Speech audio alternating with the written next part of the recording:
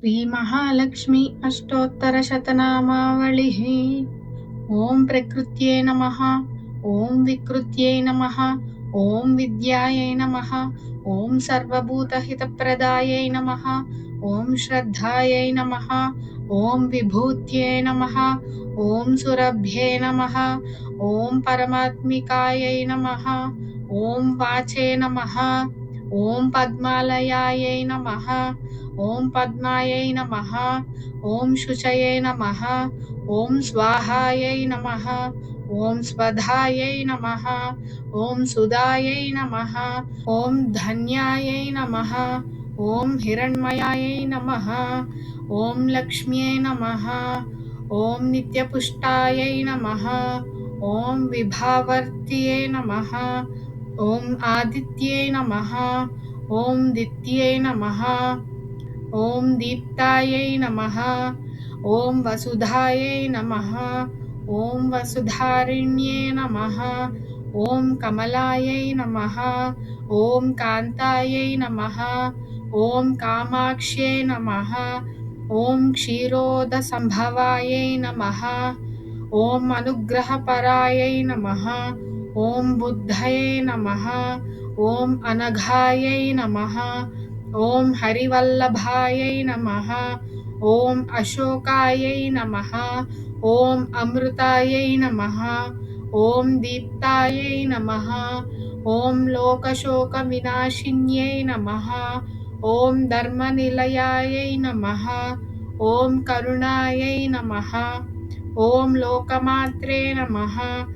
ॐ पद्मप्रियायै नमः।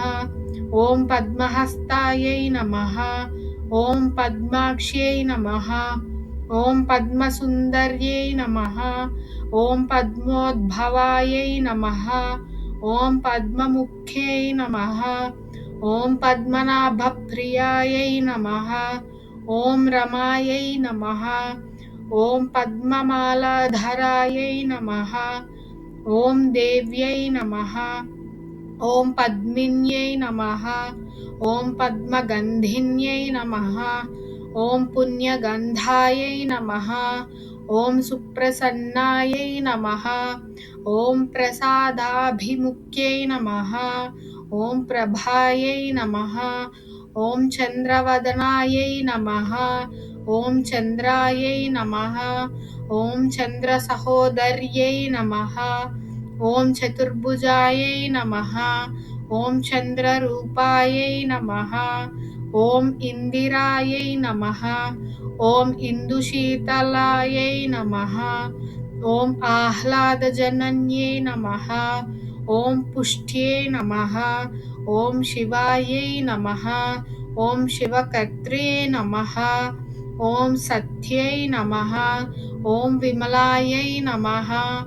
ॐ विश्वजनन्यै नमः। ॐ तुष्टये नमः।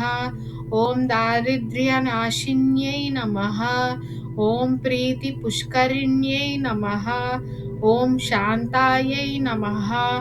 ॐ शुक्लमाल्याम्बरायै नमः। ॐ श्रिये नमः। ॐ भास्कर्यै नमः। ॐ बिल्वनिलयायै नमः। ॐ वरारोहायै नमः। ॐ यशस्विन्यै नमः। ॐ वसुन्धरायै नमः। ॐ उदाराङ्गायै नमः। ॐ हरिण्ये नमः। ॐ हेममालिन्यै नमः। ॐ धनधान्यकर्त्रे नमः। ॐ सिद्धये नमः। ॐ स्त्रैणसौम्यायै नमः। ॐ शुभप्रदायै नमः। ॐ नृपवेश्मगतायै नमः। ॐ नन्दायै नमः। ॐ वरलक्ष्म्ये नमः। ॐ वसुप्रदायै नमः। ॐ शुभायै नमः। ॐ हिरण्यप्राकारायै नमः। ॐ समुद्रतनयायै नमः। ॐ जयायै नमः। ॐ मङ्गलायै देव्यै नमः। ॐ विष्णुवक्षस्थलस्थितायै नमः। ॐ विष्णुपत्न्यै नमः। ॐ प्रसन्नाक्ष्यै नमः। ॐ नारायणसमाश्रितये नमः। ॐ दारिद्र्यध्वंसिन्यै नमः। ॐ सर्वोपद्रववारिण्ये नमः। ॐ नवदुर्गायै नमः। ॐ महाकाल्यै नमः। ॐ ब्रह्मविष्णुशिवात्मिकायै नमः। ॐ त्रिकालज्ञानसम्पन्नायै नमः। ॐ भुवनेश्वर्यै नमः। इति श्री लक्ष्मी अष्टोत्तरशतनामावलिः समाप्तः।